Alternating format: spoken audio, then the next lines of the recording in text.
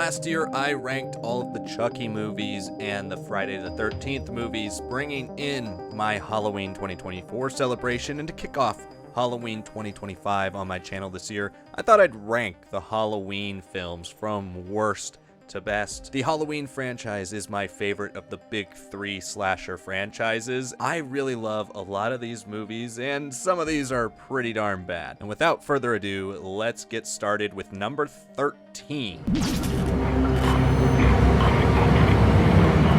Coming in last is going to be Halloween Resurrection. Just like it's pretty obvious what the number one is going to be, most people have Halloween Resurrection as the worst of the franchise. The worst, I think, on pretty much every level. It doesn't try very hard to be a Halloween movie. This is so bad it's good. There are so many ridiculous, hilarious moments throughout this film. Everybody talks about the iconic Busta Rhymes defeat of Michael Myers.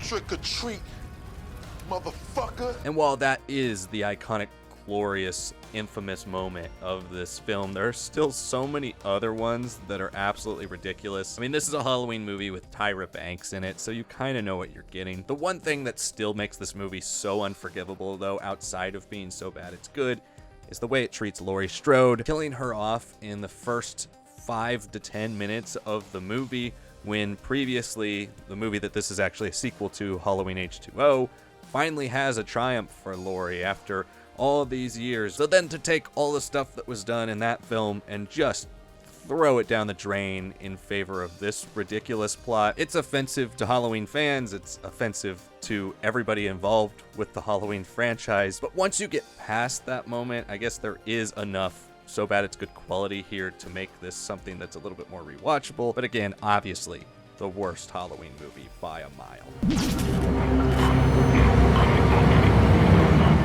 Coming in 12th place is Halloween 6, The Curse of Michael Myers. To me, this movie completely misunderstands everything about what makes Michael Myers Michael Myers. What was the driving force behind Carpenter's film is that Michael is a random, pure evil. There's nothing behind that. He's just evil. And we don't need this whole curse to explain why he's evil or why he's doing what he's doing. Paul Rudd is in this movie, and that's kind of the only thing the film has going for it. At least Halloween, The Curse of Michael Myers tries to do something different. I just think the things it tries so fundamentally misunderstand Halloween and this character and what this whole franchise is about, to the point where it's a little bit more unforgivable, the things they do try, versus some of the other films where they're a little safer, but they at least feel like they're part of the spirit of Halloween.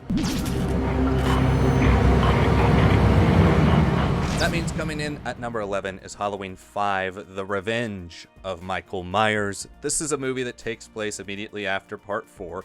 It has Jamie Lloyd continuing with her arc. Even though this one is more traditional, this is just the same old stuff you've seen 100 times with the Halloween franchise. I do think because it doesn't go full Cult of Thorn yet, this one's a little bit more palatable. That doesn't really make this film any better to me. This is still a really bad movie and a really bad Halloween movie. Goofy dialogue, clumsy script.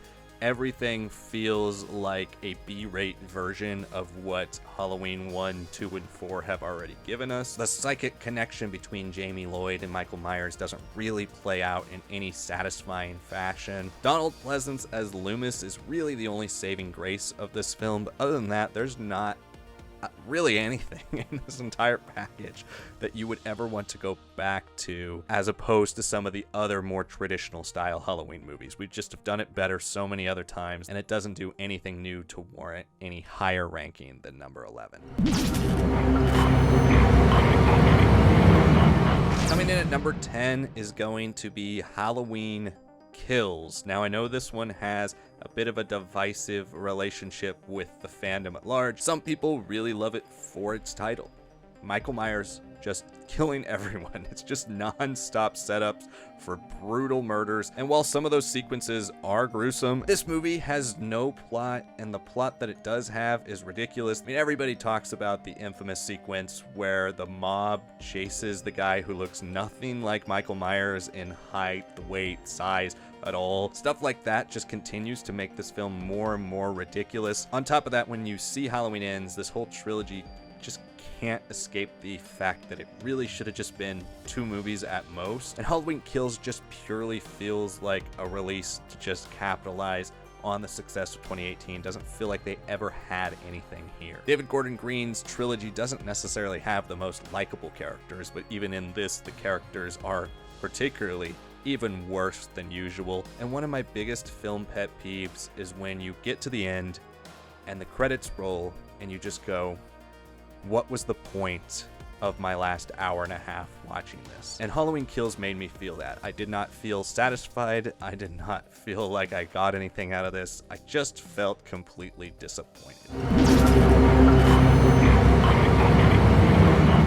Coming in 9th place is going to be the 3rd film in the David Gordon Green trilogy, Halloween Ends. Halloween Ends is another weird one where I think this one's actually a little bit more competently made. I mean, a lot more competently made, to be honest. But this movie controversially introduces the character of Corey, who becomes our main antagonist for most of the film. This is controversial for a variety of reasons. I mean, number one, every poster you see of this film has Michael Myers on it, so we would imagine he's the main villain. But they also build this as the seminal conclusion of the Laurie Strode-Michael Myers conflict. This was not just the conclusion of the trilogy, but the big epic conclusion we've been seeking for these characters since 1978. And it doesn't really live up to that as a product. I still thought the Laurie versus Michael scene was actually pretty darn good. And when Michael does go out, I mean, it's a pretty good and satisfying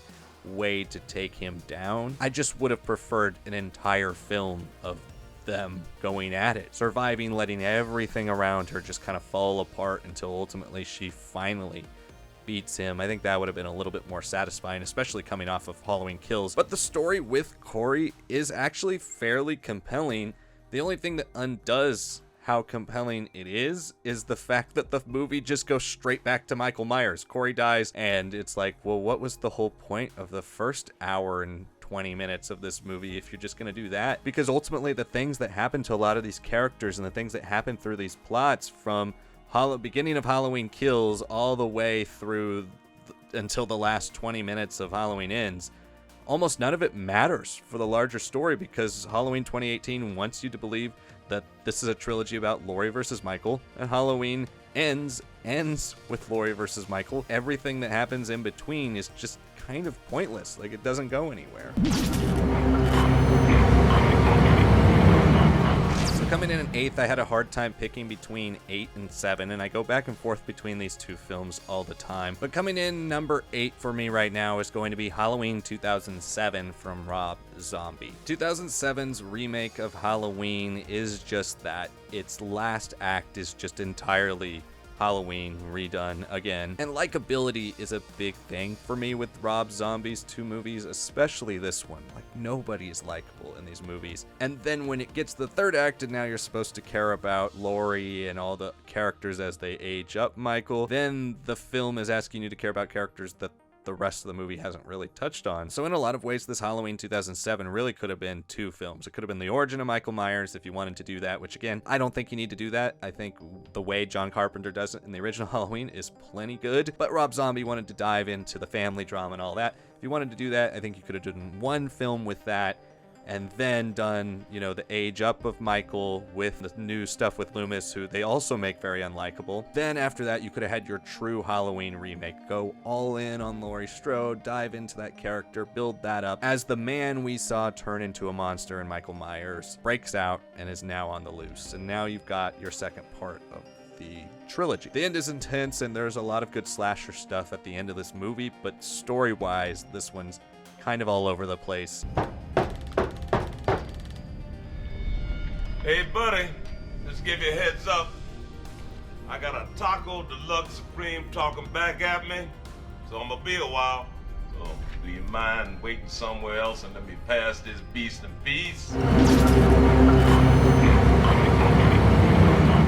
Coming in at number Number 7 is going to be Rob Zombie's Halloween 2 from 2009. Halloween 2 just takes way bigger swings, unlike Halloween 2007, where, like I said, it's very divided between wanting to be a Halloween remake and also wanting to expand upon and explore Michael Myers. Halloween 2 just says, screw it, we're going for it. It's so much darker, it's way more psychologically driven, and yes, at times it's a little too Friday the 13th for me personally with Halloween, but for what Rob Zombie was going for and its connections originally to what he was trying to do in his first film, I think it actually fits the vibe of this specific type of Halloween. Not to mention that Laurie is a lot more likable and just interesting in this film. She's really grappling with the trauma of the first film, and that's something that Zombie does a great job playing with in this movie. And that makes this film feel a lot more emotionally resonant as well as a lot more auteurist. Zombie's always been an auteur, especially in his style, but when it comes to this specific movie, it feels like it has his storytelling stamp, whereas in the first movie, he's just doing his version of what John Carpenter already did. This movie is absolutely visceral, it's polarizing, it's brutal in every way. I still have a lot of problems with this. I think pacing problems and some of the abrupt, abrasive way Zombie throws in violent sequences can actually make this quite off-putting. But if you're somebody who's interested in Halloween, you go back to these movies over and over again, or just somebody who's a big fan of horror in general, there's a lot here that Zombie does that's at least different enough that I think this movie does stand on its own 2 feet.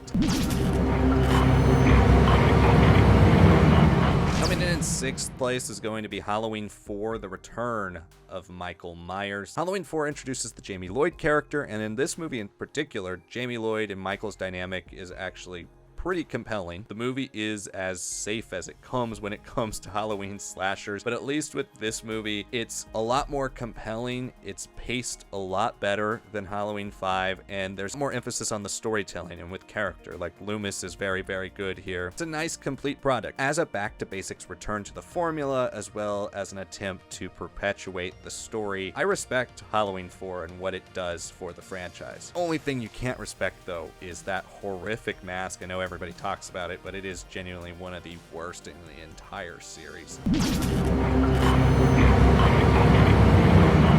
Coming in at number 5 is Halloween 3, Season of the Witch. Season of the Witch absolutely has had such a resurgence and love by the Halloween community, myself included. When I watched this for the first time, I was like, okay, whatever. But even over time, I've thought about it and have enjoyed a lot of the things it went for. As probably almost all of you who are watching know, the original idea for Halloween was to make an anthology series where every single movie would take place on Halloween, and they'd all deal with different plots. This is a techno horror, kind of sci-fi horror film, but there's a lot of good scares and some gore in this movie that's actually quite disturbing, and some really iconic imagery. The masks and everything, they still hold up as a really cool piece of horror history. The movie's strengths are in its originality, its eerie atmosphere, and its willingness to play with science fiction horror in a franchise that was originally so grounded, and I've grown to really respect that about Halloween 3. It's not a perfect movie. You're still a little bit emotionally distant from some of the characters. I often say with film criticism, genre is incredibly important. You have to know what you're watching and what you're supposed to be getting out of that specific experience. Sure, every movie should have good character and good story, but when it comes to certain genres, you kind of expect certain par for the course when it comes to narrative and character. So there are other elements, and in horror it's often to do with the scares or the kills or the way it makes you feel, the dread, the tension. And Halloween 3 to me is one of those movies that, whether you're a Halloween fan or just a fan of 80s horror in general, this movie can hit those notes. But if you're somebody who's just looking for the cream of the crop, tip of the top, best movies ever, Halloween 3 might let you down and might not live up to the cult reputation. Still though, I think this belongs in the upper echelon of Halloween movies. It's a very good film, and it tries a lot of new things that, especially amongst a 13 film franchise, it feels refreshing every time you get to this specific watch. Coming in at number 4 is going to be Halloween H2O. The 20th anniversary of Halloween kicked off in a really great style, bringing back Jamie Lee Curtis as Laurie Strode for one final film, or would it be? This time living under a different identity, trying to leave her past behind, her brother Michael in the distance as she tries to rebuild her life. And she now has a son who she's become a very overprotective parent of. But when Michael escapes yet again and comes after Laurie, she now has to confront her past. H2O brought Jamie Lee Curtis back, and honestly, I prefer this version of Laurie Strode as opposed to the version that David Gordon Green did. And in terms of an arc for Laurie, I think this movie gets it about as good as any Halloween sequel does. The movie does a really good job of balancing the traditional Halloween kind of minimalist style with some of the bombast of the 90s. I mean, this was in a post-Scream world. It's not necessarily that I don't appreciate that style. In fact, Scream's one of my favorite horror movie franchises of all time, and I absolutely love Scream. But Jamie Lee Curtis is the reason to watch this movie. She carries this movie so well, and her dynamic with Michael is absolutely fantastic. But the movie does do a really good job of balancing the fan service while also giving Laurie a compelling journey that makes it worth bringing back Jamie Lee.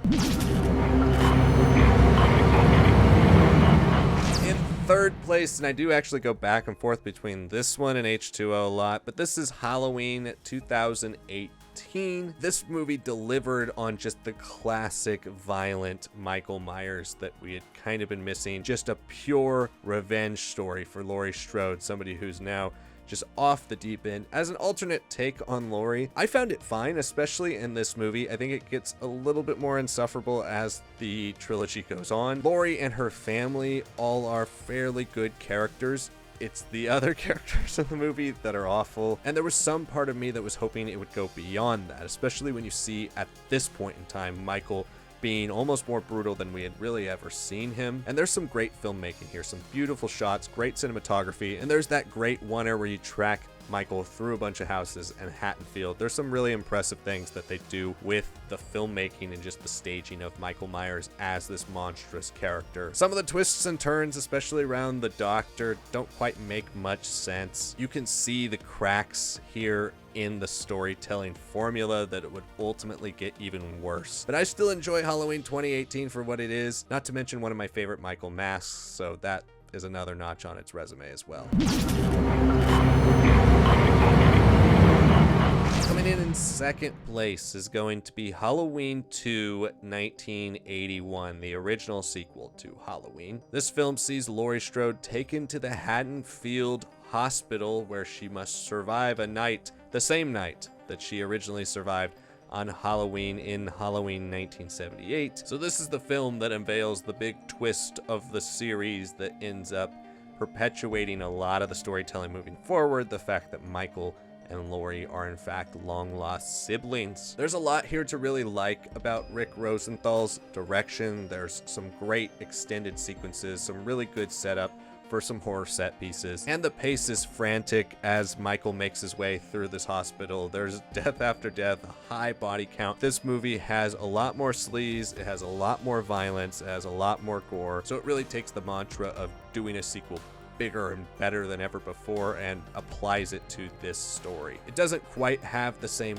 dread of Halloween, but it's a nice, interesting companion piece, especially the fact that horror changed so much over the 3 years between 78 and 81 that this movie kind of redefines Halloween for almost a new generation of horror fans that became horror fans off of the back of something like Friday the 13th and then followed it up with Halloween 2. I really like the hospital setting. I think it works super well for this movie. It's a worthy sequel that escalates the horror and deepens Laurie and Michael's connections, elevates the personal stakes, not just of this movie, but also of the first film, but just in that same way because it's not as pure, because it has taken elements from the rest of late 70s, early 80s horror. Even though it's an inspiration and evolution of Halloween, it's not quite fully what the original was.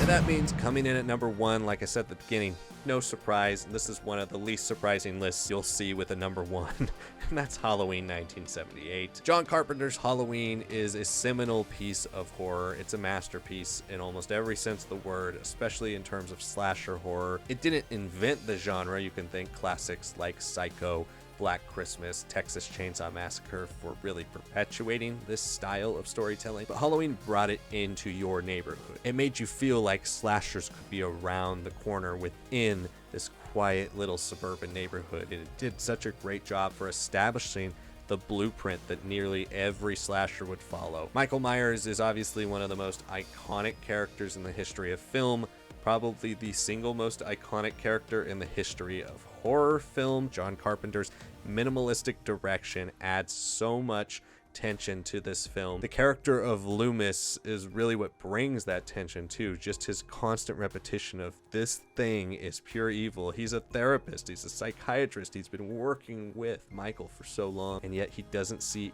any positive for this character. And the foreshadowing, the forewarning of that from Loomis into ultimately Halloween night, where we see Laurie and all of her friends have to confront Michael. One of my favorites, of course, is the one where Michael pins the guy to the wall. 70s horror is very much so known for its unrelenting dread. You can see some of my other favorite horror films like the Texas Chainsaw Massacre, Black Christmas, even Alien, which came out a year after Halloween. There's an insistence on dread, just being overwhelmed by the inevitable. Halloween does that just as well, if not better, than almost every other 70s dread-filled horror movie. Add in John Carpenter's synth score with the pacing, with the incredible tone.